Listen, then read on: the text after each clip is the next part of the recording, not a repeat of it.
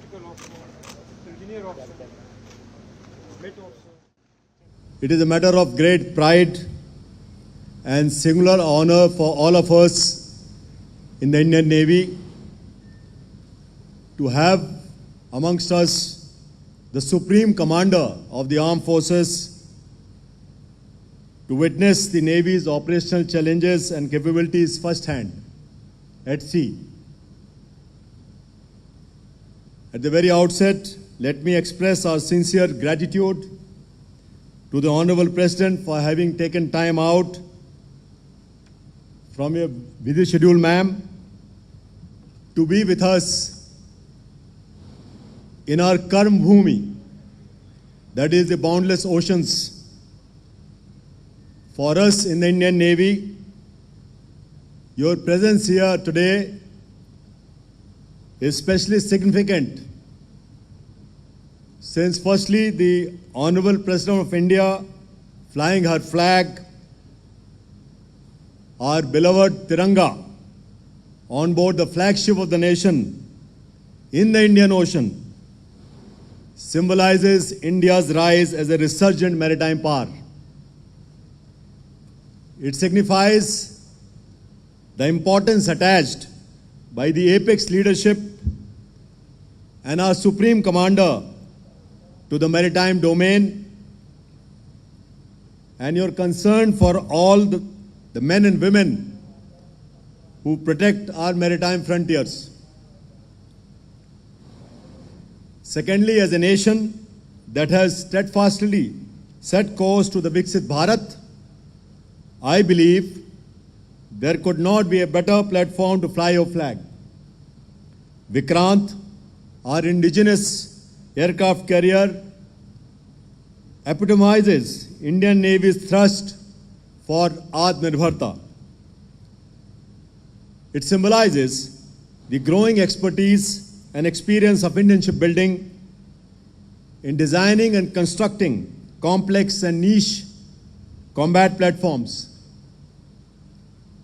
It is therefore a matter of pride for all of us that India is one of the only 6 nations in the world and the only non-P5 countries to build and operate both the SSBNs and aircraft carriers of its own.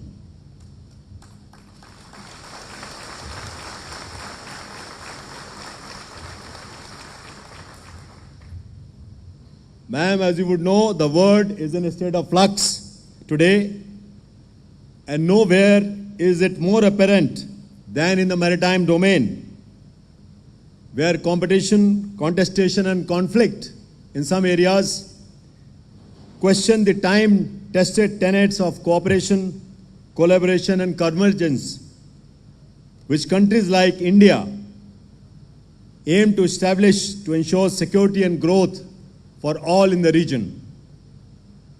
The Indian Navy, as the principal manifestation of India's maritime power,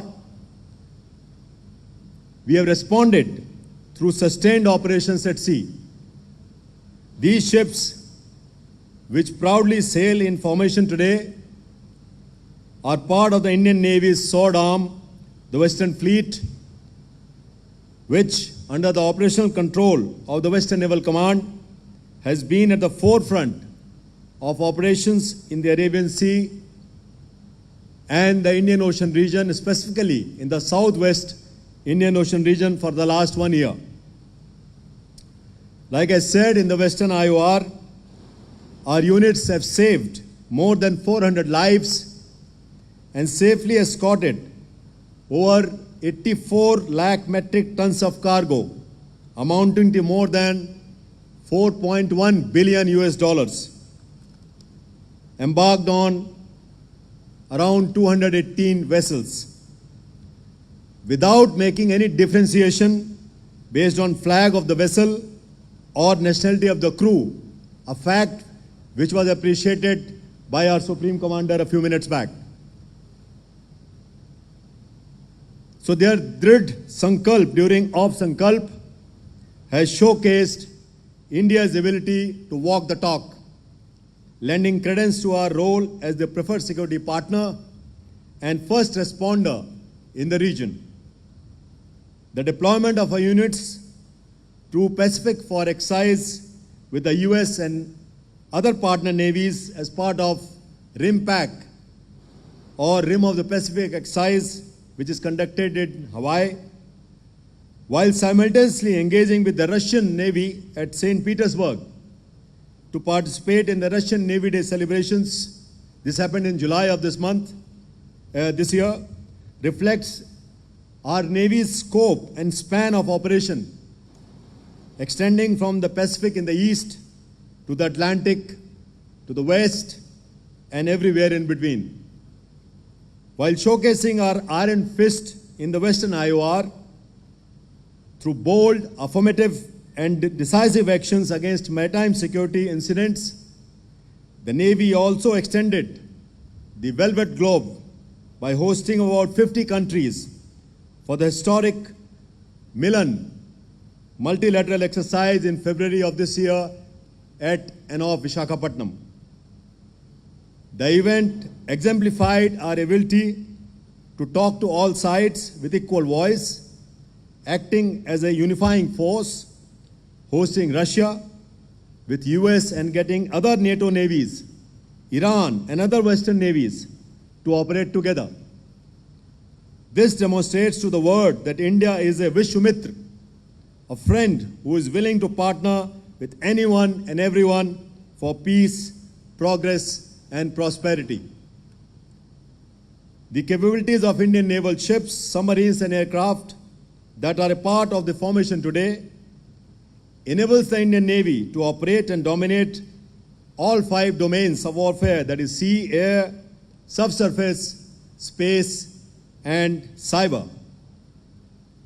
The professionalism, courage, and selfless service of each of our officers and sailors gives me the confidence to assure the Honorable President that the Indian Navy is a combat-ready, credible, cohesive, and future-ready force, ready to protect, promote, pursue, and preserve our national maritime interests anytime, anywhere, anyhow.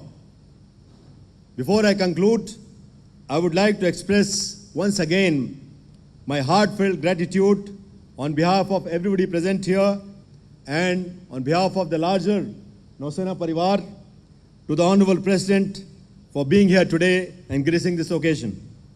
Your presence is an inspiration for all of us in whites. Today, of course, we are in the blues. Thank you, ma'am. Jai Hind, Shano Varun. I am glad to meet the men and women in whites of Indian Navy Western Naval Command today. I am impressed to see our vibrant and energetic naval warriors who are committed to safeguard the country's maritime interest. Earlier, I had witnessed Navy's combat prowess during the Navy Day operational demonstration at Visakhapatnam in December 2022.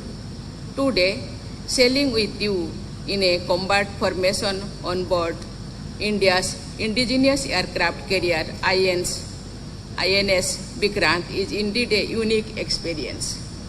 I feel reassured that our maritime frontiers and the vast oceanic space that surrounds our great nation are in the safe hands of the Indian Navy.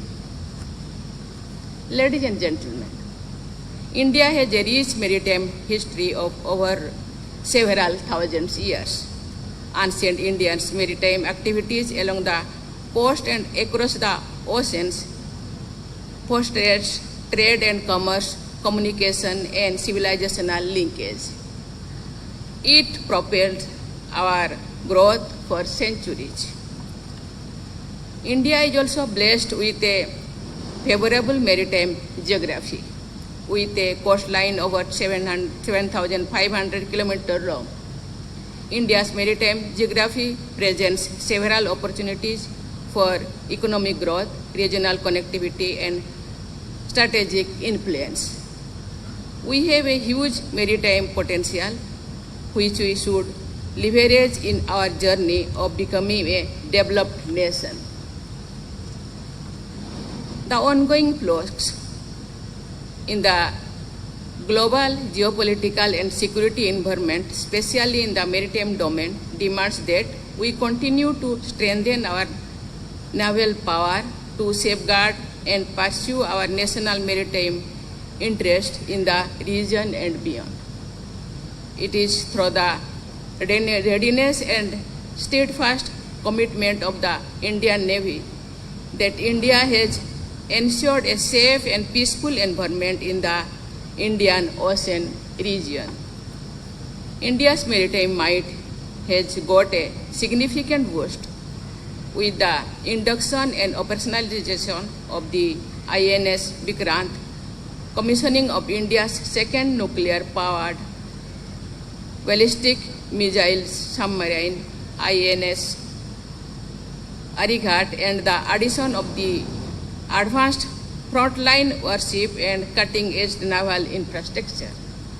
These achievements have cemented India's status as a formidable regional power.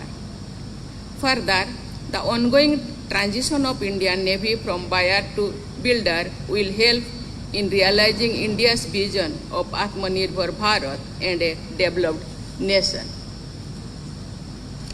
Ladies and gentlemen, the Indian Navy's units are deployed over expanded geography for extended periods, showcasing their capabilities and strategic influence. Your positive, proactive, and swift actions have helped save several lives at sea. It was a special moment for me when the Bulgarian president called me to express the gratitude for the rescue of Bulgarian crew from a hijacked vessel by the Indian Navy earlier this year. Such mutual cooperation will further strengthen our strong bonds with the people and government of Bulgaria. I am happy to note that the Indian Navy is undertaking transformative steps with the adoption of Agnipath scheme and induction of women. I would like to make a special mention of the Navy's pioneering efforts to nurture Nari Shakti. The Indian Navy was the first service to open recruitment for women Agniveers. Going beyond the induction of women across all ranks and roles, the Indian Navy has undertaken proactive measures to leverage the complete combat potential to our women sea warriors. The Indian Navy has appointed its first women commanding officer on board a warship. It has also decided that the women will pilot the naval aircrafts. I am glad to know that recently the Indian Navy has got its first women helicopter pilot too.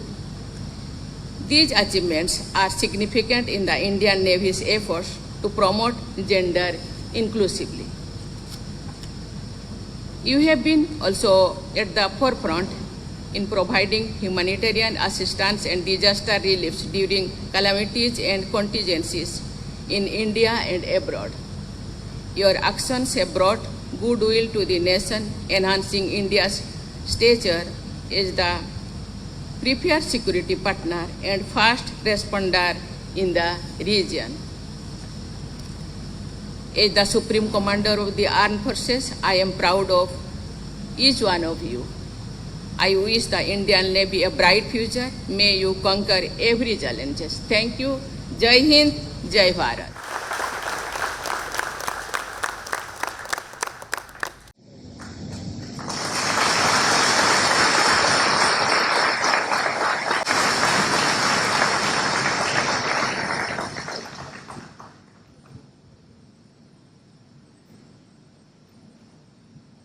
Bharat माता की जय।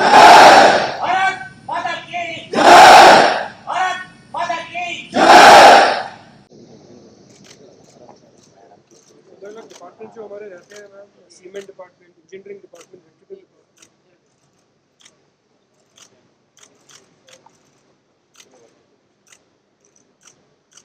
Mostly हमारे पेडी officers, chief पेडी officers, mid level.